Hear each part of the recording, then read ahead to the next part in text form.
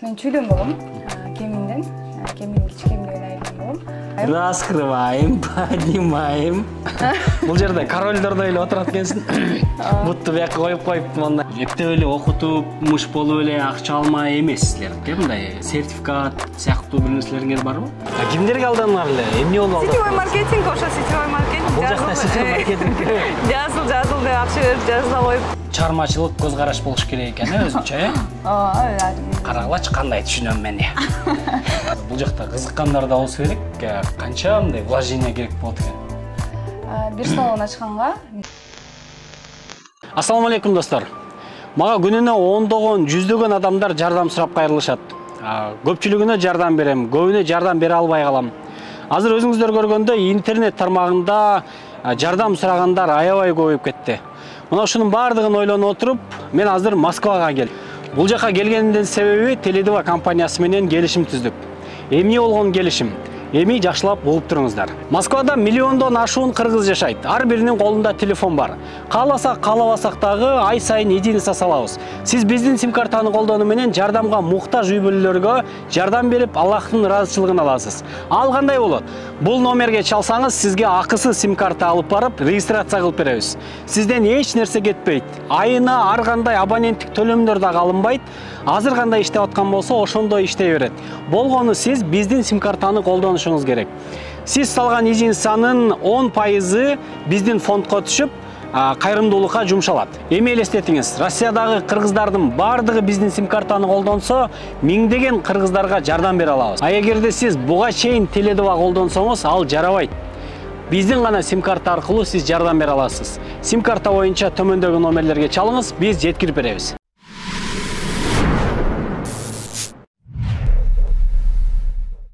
Ассаламу алейкум, азиз досмонов, YouTube каналынын көрүүчүлөрү, бардыгыңыздарга салам. Москвадабыз. Москвадагы ийгиликтүү ишкерлерден интервью алууну баштадык.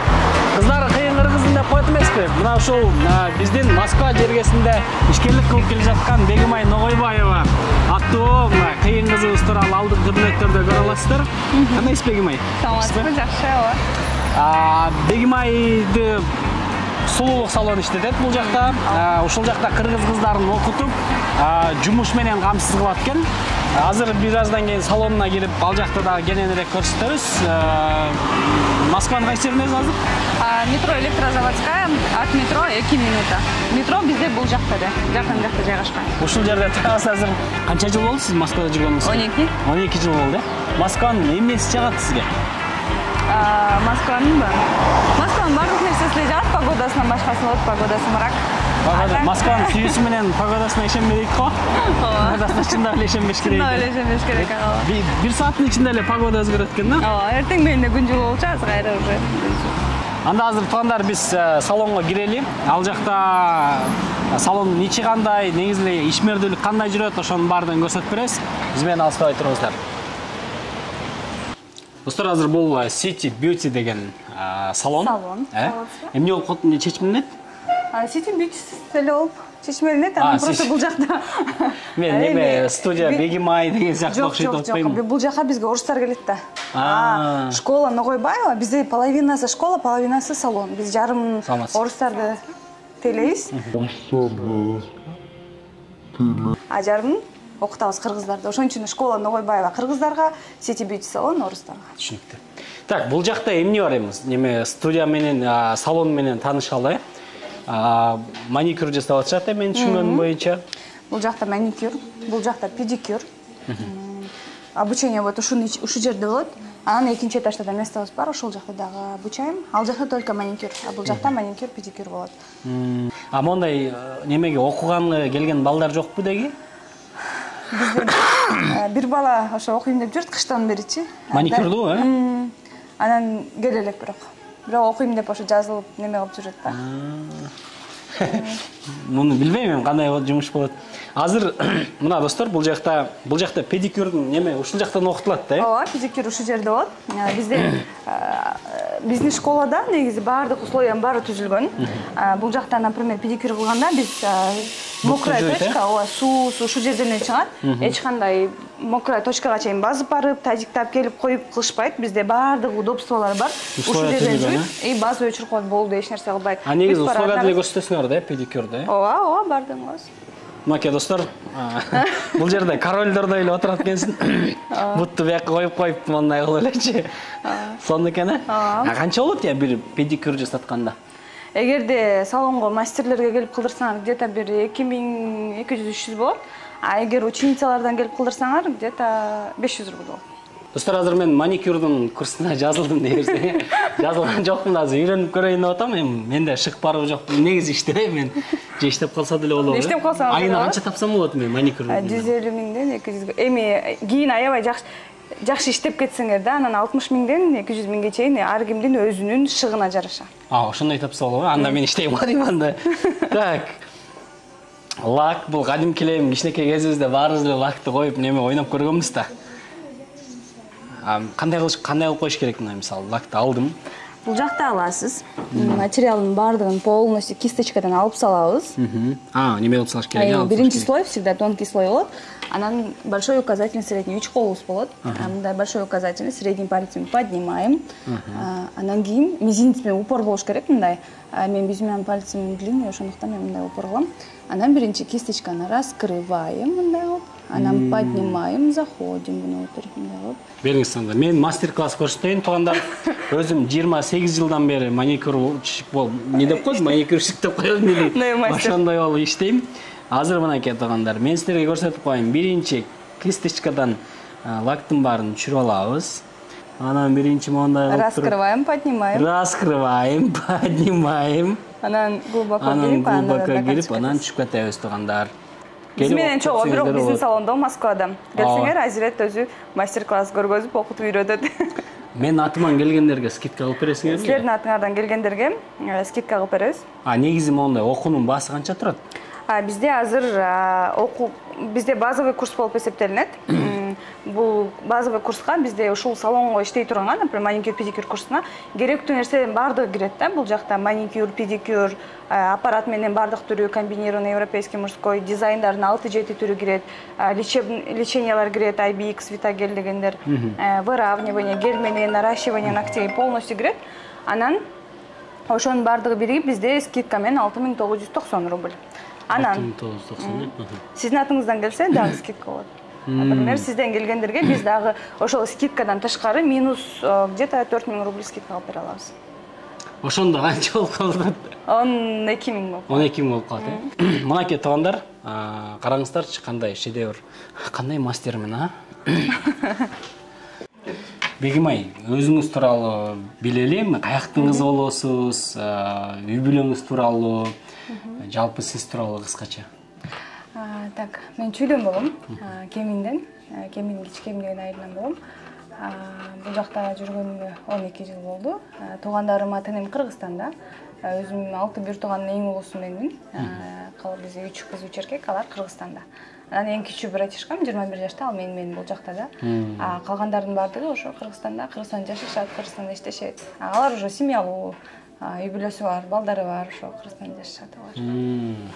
Анан эми бүгүнкү Бегимайга жол кандай башталган? Бул жака келүүңүздүн себеби эмне эле? Келип, эмне жумуштарды кылдыңыз Москвага келип? Кандай окуялар баштан өттү дегендей? Бул жактан мен 2010 жылы келгем. 2010 жылы 18 жашка чыкканда болот. Бул жака ошо иштеген эле келгем. Анан эмне жумуштарды кылдыңыз башында? Мен башында кафеде иштедим, анан типографияда иштедим. Анан кийин уже цветочный салонго кирип, ошол жакта гүлдөр менен иштедим 5 жыл. Анан 7 жылдан бери ушу сферадамын. Негизи эле бул ишкерлик оңой нерсе эмес да. Ошол эле учурда бул жакта канча колуңузда 10 кыз деп атасыз командадачы. Бардыгынын жоопкерчилиги бар дегендей, анан жалгыз эми үй бүлөлүү болуп мындай артыңарда бир ишенген эркек болсо дагы бир жөн эле да. Негизи жалгыз башка мындай анда да кыз болуп туруп кээде иштен чарчайсың дегендей, анда ар кандай мамиле болот, стресс, депрессия айрыкча кыздарда көбүрөөк болот эмеспи? Анан эмне шыктандырат силерди? Эмне мотивация берет? Ушул кыздар келет, окуп кетишет, жакшы отзывдары, жумуштарга кирип иштеп аткандары. Көбүнчө кыздар ошо жумуштарга кирип иштеп, канча тапкан акчаларын, чектерин жөнөтүп ушундай кылышат да, вот ошолор мотивация берет. Анан ата-энем, апам, атам, мамам менен атам постоянно күндө сүйлөшүп турабыз. Күндө чалып алар өздөрүнүн поддержкасын берип, аябай көтөрмөлөп турат. Ошо туугандарым, өзүм 6 тууганым бар. Постоянно телефондобуз, постоянно чалып сурап билип турушат. Анан бул жакта мен сүйлөшкөн жигитим, ошол ал дагы мындай карап жардам берип. Азыр сүйлөшкөн жигитиңер бар, Бар, ооба. Жакында той деп. Буюрса, ооба. Может, күзүндө өтөр, может. Ушундан ары жагын уже жигиттер көрбөй коюшу мүмкүн. Жок, анда жигитим жок. Бойдокмун. Жакшы, анда буюрса быйылкы күздө тойго келет экенбиз, анда буюрса. Буюрса. Жигиттер кыргызбы? Ооба, кыргыз. Кыргыз жигит. Башка улуттун балдары менен сүйлөшө албасам керек. Башка улуттун балдары менен сүйлөшүп көргөн эмесмин, кыргыз.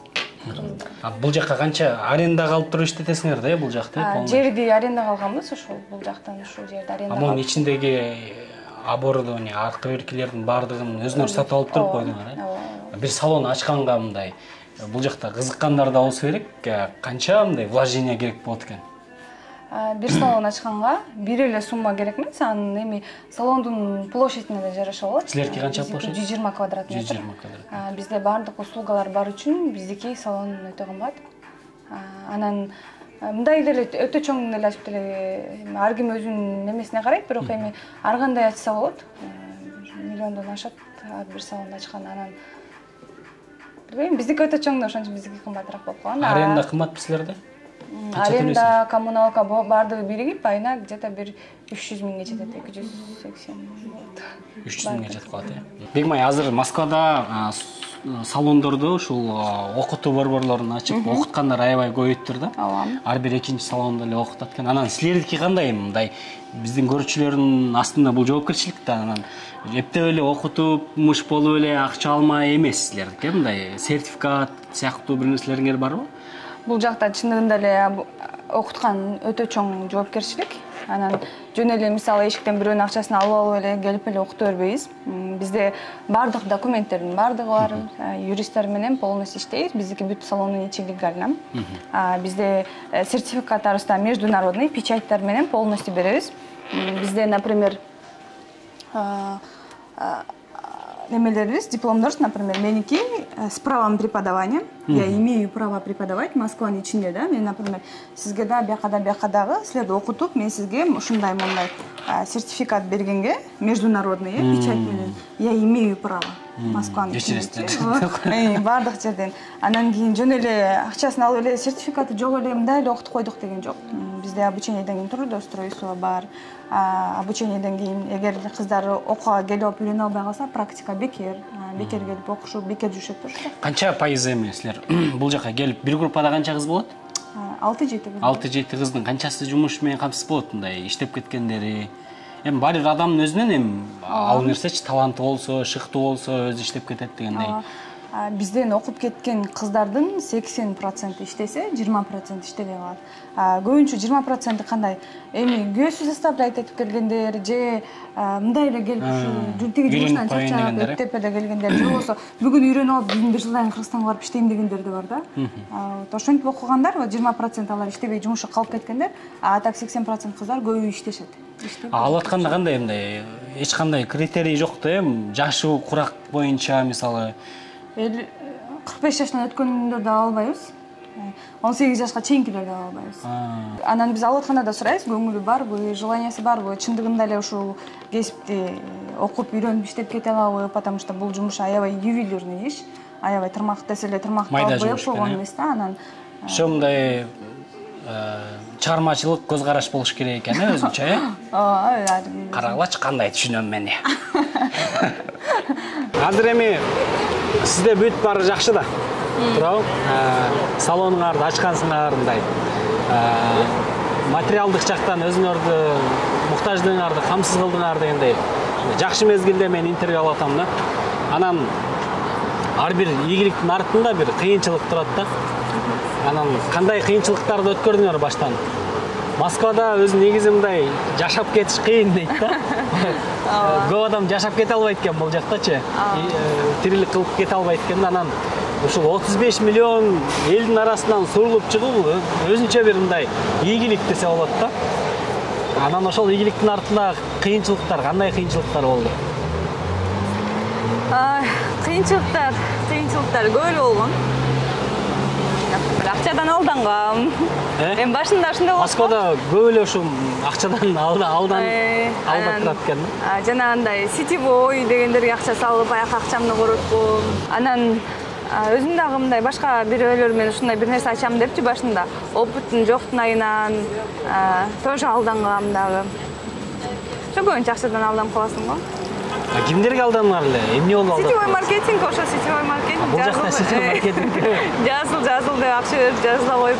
Бул жакта ушундай да, например, 100 сом берсең 1000 сом кылып берем, 1000 сом берсең 10 000 кылып берем, 3 күндө берем деп алып туруп жок болуп кеткендери бар. Ар кандайлар болот го? Бул жакта бизде экинчи этаж. Бул жакта да кыздар окушат. Бул жакта да маникюр жасашат. Бул жакта да маникюр жасашат. Бул жакта бизде кабинет эпиляция, электроэпиляция деген бар. Ток менен кылышат. Бул эпиляция деген жана депиляция. Жок, ал башкача. Бул ток менен кылат. Сахар воз менен кылган астында бизде. Бул жакта вот ток менен кылабыз. Электроэпиляция деп коет, ошол жерде кылышат. Түктөрдү жок кыла турган неме. Ток менен алып беришет. Бир 2-3 процедура кылгандан кийин кетет, ошого көбүнчөсү келип ушул жерден ушундай күйгүзөт окшойт кандай ток менен. Мен түшүнүгүм боюнча мен аябай ушундай любопытный немемен деп коеюн. Астында бизде чач тарач. Ал жакта тоже обучаем, ал жакта бар. Анан косметологияда бир кабинет бар. Чач тарачты дагы неме кыласыздар, парикмахерский бар, курсу бар. Анан астында вот косметология бар. Ал жакта жанагындай бизде кыздар косметологдор беттерди, телолорун массаждар кылып беришет. Анан хиджама. Азыркы келген кыз. Ошондо бул жакта кайсы услугалар бар, чтобы биздин көрүүчүлөргө мындай белгилүү болсун? Маникюр, педикюр, ресницы, ламинирование ресниц, бровей, чач, парикмахерский стилист, косметолог бар. Бизде депиляция бар, ал неме сахар воз менен кылынат, а бул жака ток менен кылынат. Көбүнчө бизге кошуктар келет. Салонгар немеге жакын турбайбы? Метрого жакын. Метродон 1 минутта биздин салон. Мына бул жакта метро болсо, бул жак биздин салонда, жанында эле бул жактан чыгып эле кирип келе беришет, метрого жакын. Салон центрда жайгашкан. Метро Электрозаводская, от метро 1 минутта чыгасың, киресиң и всё. Азыр окуучулар кабыл алып атасыңарбы же? Азыр бизде набор жүрүп жатат. Обучениеге 50% скидка менен, трудоустройство менен, сертификат международный. Бардык Москвада эле эмес, бүт жерде иштесеңиздер болот. На русском, на английском языке жазылган, бүт баары печатьтар менен полностью берилет.